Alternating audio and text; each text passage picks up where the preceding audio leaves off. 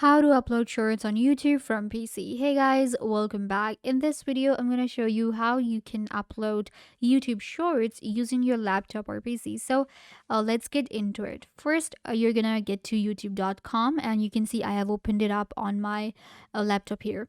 So we can actually switch to the shorts section right here. So we're going to click on shorts. Once you do, it will take you to this section where we can actually view videos in the mobile format. And at the top here, we have create option next to our notifications. So you're going to click on create and we will select upload video. So it will give us the upload option that we see for our, simple videos. So I will just click on select file and select a file that I created a video. So you can see right here, we have our short video. So for shorts, it's a little different. For instance, you will add a description. There are some limited words for the description too.